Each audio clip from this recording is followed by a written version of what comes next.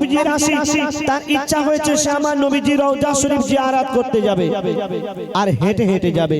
তো সেই নবীজির আশিককে যখন জিজ্ঞাসা করা হচ্ছে যে ভাই তুমি কেমন করে যাবে, তো সেই নবীজির আশিক বলছে কলেমা দরুদ পড়তে পড়তে চলে যাব মদিনায়, কলেমা দরুদ পড়তে পড়তে চলে যাব মদিনায়। আল্লাহ মোদের পৌঁছে দিও,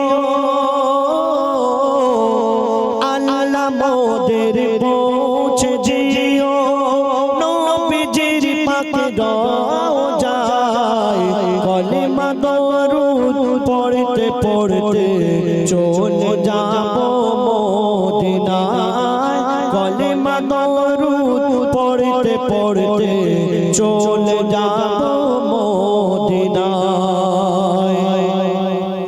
মেখে নেব সারা গায়ে, মেখে নেব সারা গায়ে সোনার মদিনার মাটি, কেন গোনা আমার যাবে ধুয়ে, গোনা আমার যাবে ধুয়ে বলছে মোর নামাজ পাটি।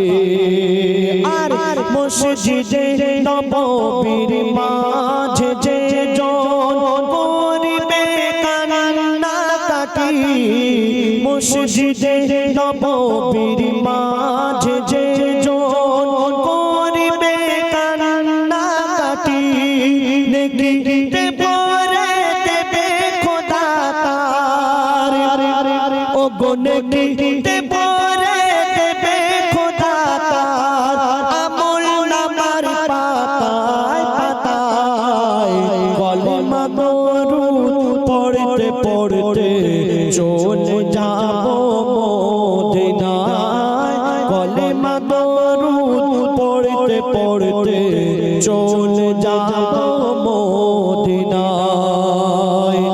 আমরা যে কাবা শরীফের দিকে মুখ ফিরে নামাজ পড়ি, এই কাবা শরীফ আমার নবীজি আসার আগেও ছিল অন্যান্য নবীজির জামানায়, কিন্তু সেইভাবে সম্মান পায়নি যতটুকু পেয়েছে আমার নবী আসার পর। তো কাবা শরীফ আমার নবীজিকে উদ্দেশ্য করে কি বলছে শুনুন, বলছে কাবা আমার শোভা, বলছে কাবা আমার শোভা নবী মুহাম্মদ মুস্তাফা, কেন নবীর বাদাওলাত আজকে আমার, নবীর বাদাওলাত আজকে আমার এত ইজ্জত মারতাবা, তাই উম্মতে নবীজির কাবা আমি, উম্মতে নবীজির কাবা আমি, নূর নবীজি আমার কাবা, উম্মতে নবীজির কাবা আমি, নূর নবীজি আমার কাবা, কসম খোদার নবীজির তাজিমে, কসম খোদার নবীজির তাজিমে আমার মাটির ভিভি ঝুঁকে যায়, কলেমা দরুদ পড়তে পড়তে চলে যাব মদিনায়, কলেমা দরুদ পড়তে পড়তে চলে যাব মদিনায়। শুনে শুনে শুনে এবার আমি এবং আমার বন্ধু হুজাইফা আমরা ডুয়েট কণ্ঠে কয়েকটি গজল পরিবেশন করে শোনাবো, তারপরে আবারও সিঙ্গেল কণ্ঠে গাইবো, আপনারা যেভাবে বলবেন সেইভাবে। তো আমার ভাইরা ফরমাইশ করেছেন টিকটিক ঘড়ির কাঁটা এবং মায়ের সম্মান বেশি না বাপের সম্মান বেশি, বিনা দানার খেজুর 20 টাকা দিয়েছে, ইনশাআল্লাহ শোনাবেন।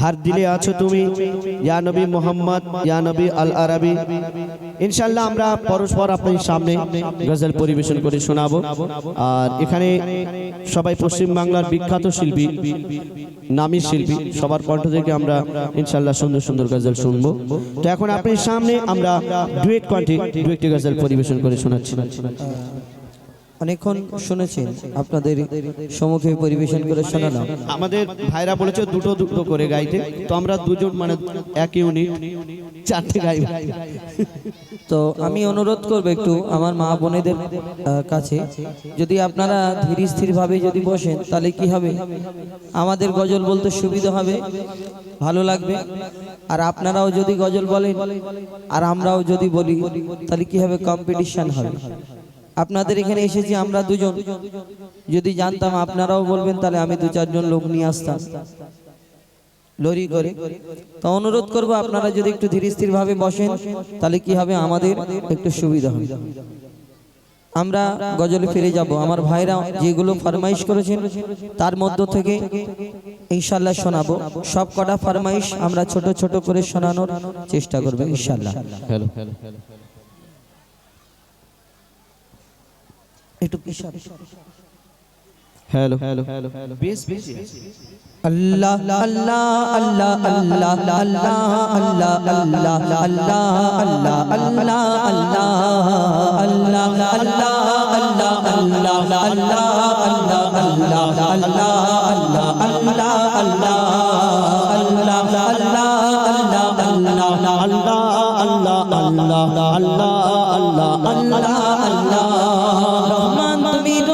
তুমি কারিম তুমি আল্লাহ গাফুর তুমি শাকুর তুমি মাবুদ তুমি আল্লাহ রহমান তুমি রহিম তুমি কারিম তুমি আল্লাহ গাফুর তুমি শাকুর তুমি মাবুদ তুমি আল্লাহ সুখে দুঃখে মুখে মুখে শুধু তুমি আল্লাহ সুখে দুঃখে মুখে মুখে শুধু তুমি আল্লাহ খালিক তুমি মালিক তুমি তুমি মহান আল্লাহ अल्लाह अल्लाह अल्लाह अल्लाह अल्लाह अल्लाह अल्लाह अल्लाह अल्लाह अल्लाह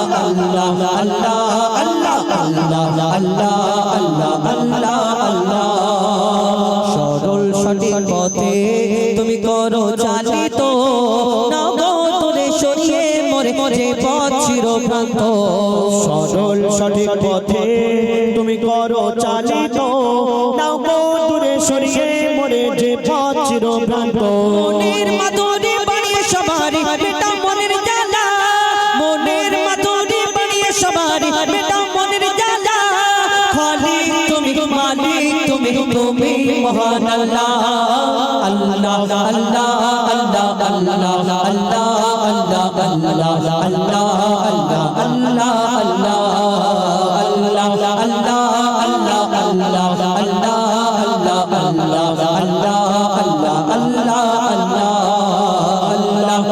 আল্লাহ আল্লাহ আল্লাহ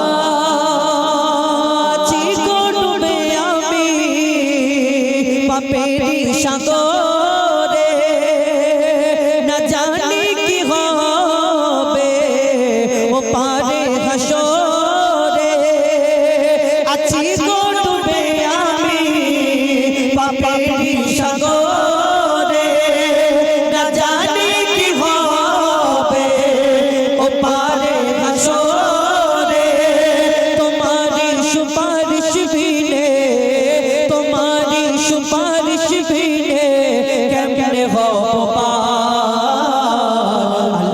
আল্লাহ আল্লাহ আল্লাহ আল্লাহ আল্লাহ আল্লাহ আল্লাহ আল্লাহ আল্লাহ আল্লাহ আল্লাহ আল্লাহ আল্লাহ আল্লাহ আল্লাহ আল্লাহ আল্লাহ আল্লাহ কোকিল কোশরে তোমার গুণগান গায় কিরণ মালিক কিরণ ছড়া তোমারি ইশারায় কোকিল কোশরে তোমার গুণগান গায় কিরণ মালিক কিরণ ছড়া তোমারি ইশারায় গাতি বেলা প্রেমের মালা তোমার নামে আল্লাহ গাতি বেলা প্রেমের মালা তোমার নামে আল্লাহ খালিক তুমি মালিক তুমি মহান আল্লাহ আল্লাহ আল্লাহ আল্লাহ আল্লাহ আল্লাহ আল্লাহ আল্লাহ আল্লাহ আল্লাহ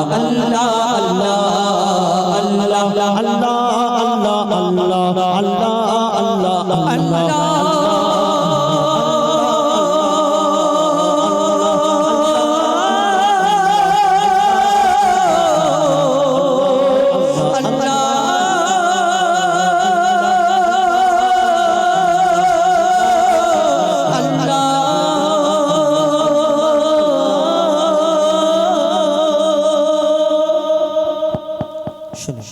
আপনাদের সম্মুখে পরিবেশন করে শোনালাম একটি ফরমাইশ। ভুবনে তুমি অনন্য উপহার মুক্তিদাতা আল আমিন নবী আমার ভুবনে তুমি অনন্য উপহার খোদার পরিদেশান মহৎ বুদ্ধিমান খোদার পরিদেশান মহৎ বুদ্ধিমান নূরে নূরান্বিত রূপের বাহার মুক্তিদাতা আল আমিন নবী আমার ভুবনে তুমি অনন্য উপহার মুক্তিদাতা আল আমিন নবী আমার ভুবনে তুমি অনন্য উপহার খোদার পরিদেশান মহৎ বুদ্ধিমান খোদার পরিদেশান মহৎ বুদ্ধিমান নূরে নূরান্বিত রূপের বাহার মুক্তিদাতা আল আমিন নবী আমার ভুবনে তুমি অনন্য উপহার মুক্তিদাতা আল আমিন নবী আমার ভুবনে তুমি অনন্য উপহার। এই দুনিয়াতে আমার নবী তো জাহানের বাদশা হুজুরে আকরাম সাল্লাল্লাহু আলাইহি ওয়াসাল্লাম তাকে আল্লাহ কি সুন্দর করে এই দুনিয়াতে পাঠালেন। আমরা কোনো আলো ঘরেতে যদি ঢুকে যায় আমাদের ছায়াতে সেখানে অন্ধকার হয়ে যায়। এই দুনিয়াতে অনেক মানুষ জানারা আমার নবীকে তুচ্ছ সাধারণ মতো মনে করে। এই দুনিয়াতে যদি আমাদের মতো মনে হয় তাহলে আমরা অন্ধকার ঘরেতে যদি ঢুকে যাই সেই ঘরটা আলো ঘরেতে যদি ঢুকে যায় অন্ধকার হয়ে যায় আমার ছায়াতে। কিন্তু আমার দয়ার নবী যখন অন্ধকার ঘরে প্রবেশ করতেন তার রূপের আভাতে ঘরে যদি একটা সূচ পড়ে থাকতো সেই সূচও খুঁজে পাওয়া যেত। আমার নবীকে আল্লাহ কি সুন্দর করে ধরনীর বুকে পাঠালেন। কবি ছন্দের মাধ্যমে লিখছে ঘন ঘন ঘন তোমার আভাতে আধার ঘরেতে সূচ খুঁজে পাওয়া যেত তোমার বিনয়ী শালীন ব্যবহার সবাইকে মুগ্ধ করিত আধার ঘরেতে তোমার আভাতে সূচ খুঁজে পাওয়া যেত তোমার বিনয়ী শালীন ব্যবহার সবাইকে মুগ্ধ করিত মিষ্টি মধুময় মুখের ভাষা তোমায় মিষ্টি মধুময় মুখের ভাষা তোমায় অনুপম তুমি সেরা রূপকার মুক্তিদাতা আল আমিন নবী আমার ভুবনে তুমি অনন্য উপহার মুক্তিদাতা আল আমিন নবী আমার ভুবনে তুমি অনন্য উপহার খোদার পরিদেশান মহৎ বুদ্ধিমান খোদার পরিদেশান মহৎ বুদ্ধিমান নূরে নূরান্বিত রূপের বাহার মুক্তিদাতা আল আমিন নবী আমার ভুবনে তুমি অনন্য উপহার। আমরা যদি মনে করি আমার নবীকে ওই রকম যদি চিন্তা ভাবনায় রাখি আমাদের এই দুনিয়াতে আমরা কত বড় বড় ডাক্তার এই দুনিয়াতে আবিষ্কার হয়েছে কত কোন কেউ লন্ডন থেকে পাশ করে আসছে কেউ কিন্তু কোনোদিন দেখেছেন কারো চোখ যদি খুলে পড়ে যায় সেই চোখটা ডাক্তারকে লাগিয়ে আগের মতো আবার দেখার মতো ক্ষমতা করে ফিরিয়ে দিতে পারবে এই দুনিয়াতে না। আমার দয়ার নবী হুজুর পাক সাল্লাল্লাহু আলাইহি ওয়াসাল্লাম তার একজন সাহাবা ওই যুদ্ধে গিয়ে তার চোখেতে ওই চোখে আঘাত লাগলেন চোখটা ছিটকে পড়ে গেল। আমার দয়ার নবীর দোয়াতে আমার দয়ার নবীর দোয়াতে কি হয় কবি ছন্দের মাধ্যমে লিখছে ঘন ঘন যুদ্ধের ময়দানে চোখ জমিনে খসে পড়ে এক সাহাবী যুদ্ধের ময়দানে চোখ জমিনে খসে পড়ে এক সাহাবী রাসূলের কথায় চোখ ফিরে পায় রাসূলের দোয়ায় চোখ ফিরে পায় ছিল এমনই এক নজির যুদ্ধের ময়দানে চোখ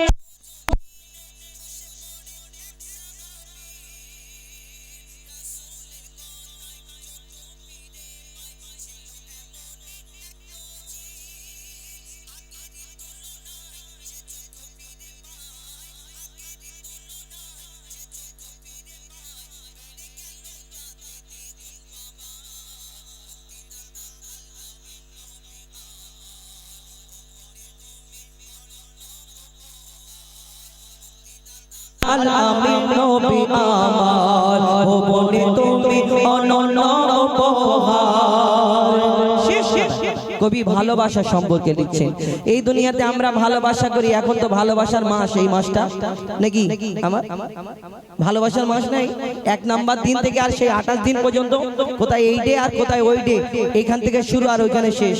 দেখবেন সবাই ওই জোড়ায় জোড়ায় রাস্তা থেকে আসা মুশকিল হয়ে যায়। এক একটা জায়গায় যদি পার্ক থাকে ভালো, মাথা খারাপ হয়ে যাবে, দেখতে দেখতে চোখ বুলু হয়ে যায় মানুষের। কেন? শুধু জোড়ায় জোড়ায় ব্যাপার অন্যরকম। এই দুনিয়ার ভালোবাসা, এই ভালোবাসা 1 বছর, এই বছর এর সাথে তো আগের বছরে ওই অন্যজনের সঙ্গে, এই ভালোবাসার কি দাম? যেই ভালোবাসায় তোমাকে চুল্লুখোর মানিয়ে দেবে। কেন?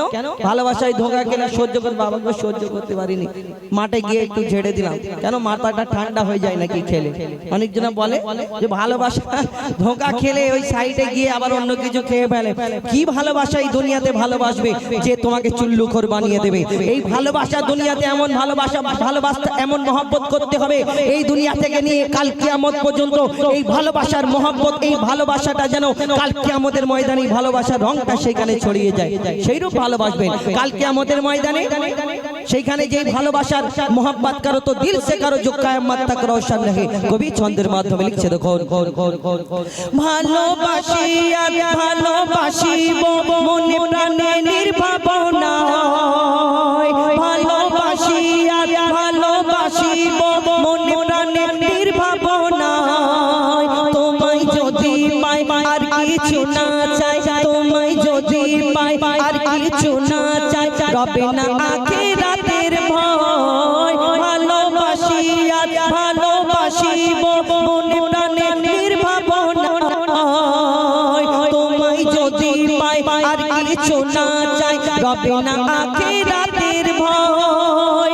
মুজিবুল থাকিলে নবী প্রেম নলে, হুজাইফা থাকিলে নবী প্রেম নলে, কবর হাসর মিজানে পাবে ছাড়। মুক্তিদাতা আল আমিন নবী আমার ও মনে তুমি অনন্য উপহার। মুক্তিদাতা আল আমিন নবী আমার ও মনে তুমি অনন্য উপহার। খোদার পরে দিশান মহৎ বুদ্ধিমান, খোদার পরে দিশান মহৎ বুদ্ধিমান, নূরে নূরান্বিত রূপের বাহার। মুক্তিদাতা আল আমিন নবী আমার ও মনে তুমি অনন্য উপহার। মুক্তিদাতা আল আমিন নবী আমার ও মনে তুমি অনন্য উপহার।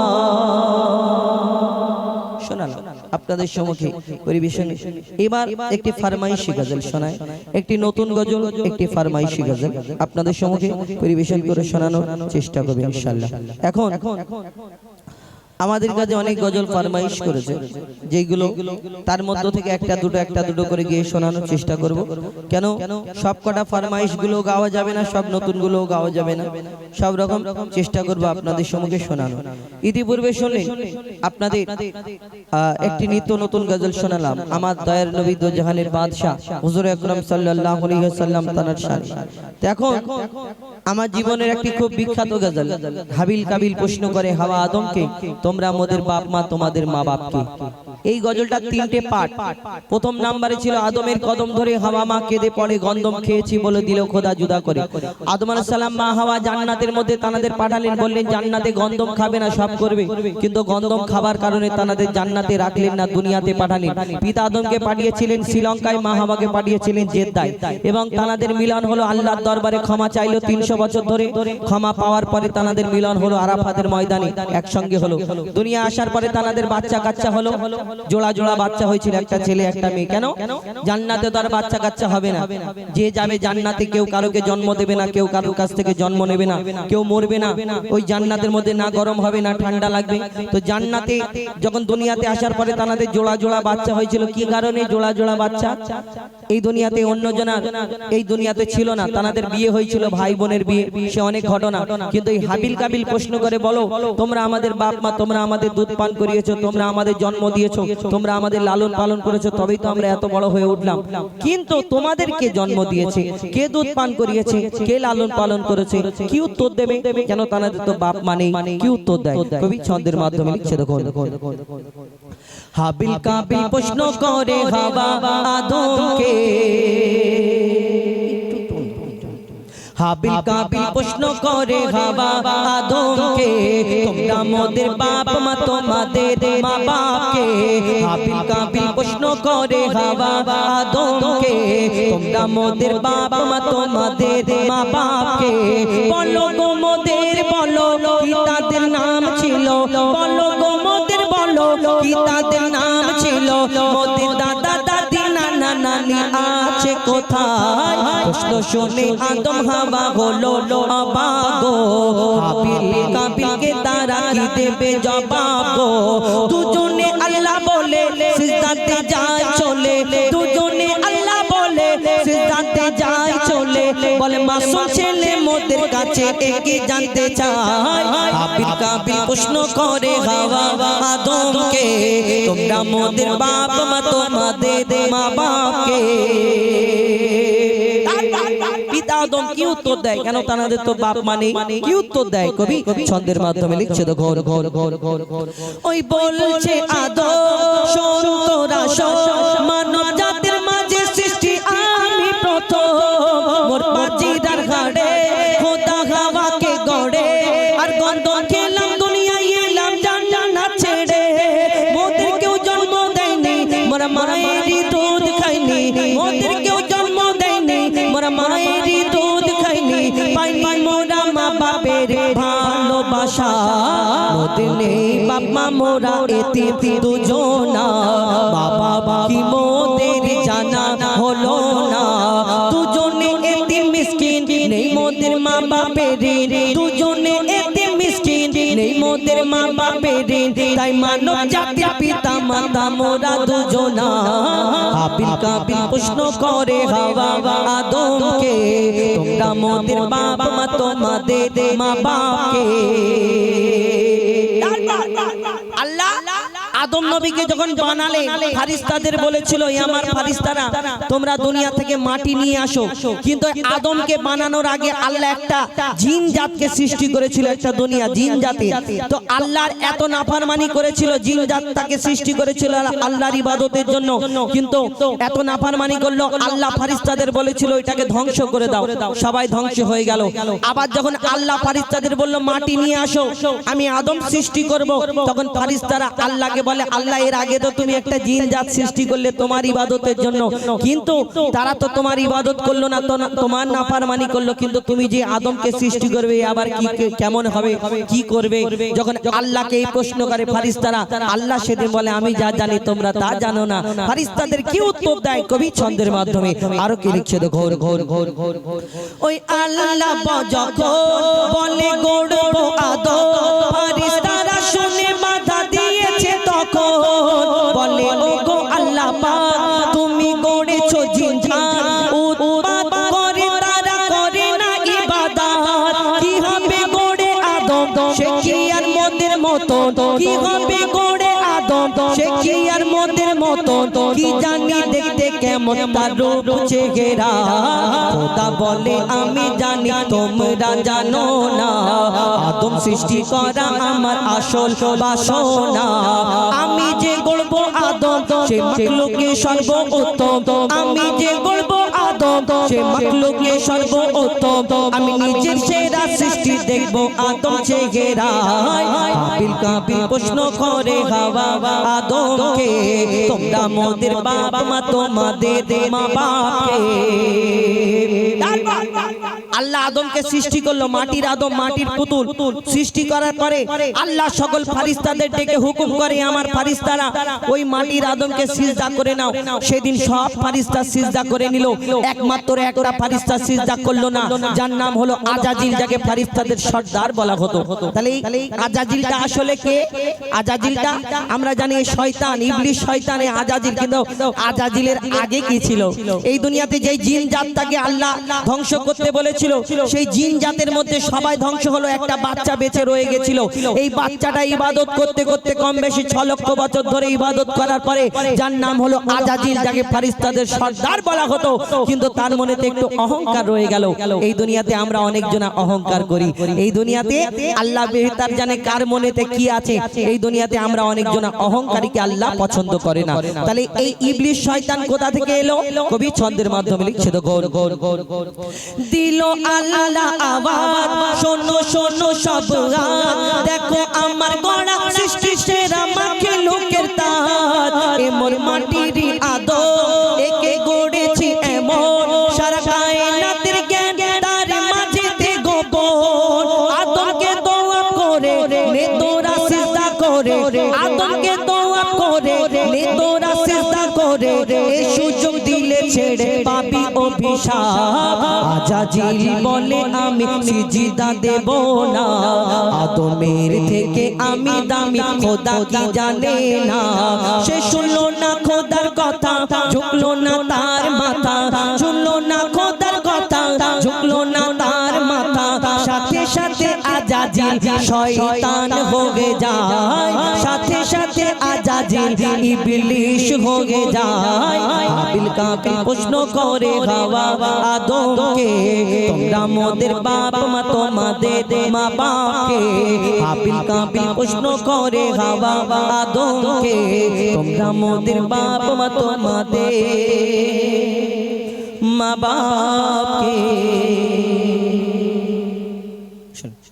এবার পরবর্তী শিল্পী আপনাদের ইয়া নবী, একটু পেশারি हर दिल आछो तुम्हें या नबी या नबी, हर दिल आछो तुम्हें या नबी या नबी, हर दिल आछो तुम्हें या नबी या नबी, हर दिल आछो तुम्हें या नबी या नबी, या नबी या नबी।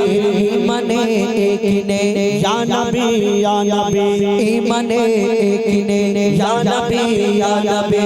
आजाने कुराने या नबी या नबी, आजाने कुराने या नबी या नबी। आरशे फरशे या नबी या नबी, या नबी या नबी। हर दिल आछो तुम्हें या नबी या नबी, हर दिल आछो तुम्हें या नबी या नबी, हर दिल आछो तुम्हें या नबी या नबी, हर दिल आछो तुम्हें या नबी या नबी, या नबी या नबी। কোরআনের সুর মাঝে পেয়েছি গো তোমার, কোরআনের সুর মাঝে পেয়েছি গো তোমার, কোরআনের সুর মাঝে পেয়েছি গো তোমায়, কোরআনের সুর মাঝে পেয়েছি গো তোমায়। মুমিনের হৃদয়ে গাথা পাতায় পাতায়, জাহিরে বাতিনে ইয়া নবী ইয়া নবী, শয়নে স্বপ্নে ইয়া নবী ইয়া নবী। হর দিলে আছো তুমি ইয়া নবী ইয়া নবী, হর দিলে আছো তুমি ইয়া নবী ইয়া নবী, ইয়া নবী ইয়া নবী। মুক্তা মতি চাঁদি সোনা আমি কিছুই চাই না, মুক্তা মতি চাঁদি সোনা আমি কিছুই চাই না, মুক্তা মতি চাঁদি সোনা আমি কিছুই চাই না, মুক্তা মতি চাঁদি সোনা আমি কিছুই চাই না। নয়ন ভরে দেখবো শুধু সোনার ওই মদিনা, মুজিবুলের মন প্রাণে ইয়া নবী ইয়া নবী, তুমি ধ্যানে আর জ্ঞানে ইয়া নবী ইয়া নবী। হর দিলে আছো তুমি ইয়া নবী ইয়া নবী, হর দিলে আছো তুমি ইয়া নবী ইয়া নবী, হর দিলে আছো তুমি ইয়া নবী ইয়া নবী, হর দিলে আছো তুমি ইয়া নবী ইয়া নবী, হর দিলে আছো তুমি ইয়া নবী ইয়া নবী, হর দিলে আছো তুমি ইয়া নবী ইয়া নবী, ইয়া নবী ইয়া নবী, ইয়া নবী ইয়া নবী। মায়ের সম্মান বেশি না বাপের সম্মান বেশি? ইনশাআল্লাহ শোনাবো। এই গজলটা অনেক পুরাতন গজল, আপনারা অনেকে শুনেছেন অনেকে শোনেননি, এবং এই গজলটা অনেক কথাবার্তা আছে। আমরা ধরবো, তারপর মিডিলে গিয়ে কিন্তু বললে হবে না, কেন এই গজলটা অনেক কথাবার্তা আছে, আপনারা জানেন। আমরা সব জায়গায় গাই না, পারমিশন নিয়ে তবে গাই, যেখানে পরিস্থিতি ভালো থাকে সেখানে গাই। এখন গাইবো, আবার ওই দিক থেকে দর্শকদের দিক থেকে মানুষ একটা কথা বলবে, কেন এই গজলটাই গাওয়ার থেকে বেশি কথাবার্তা আছে।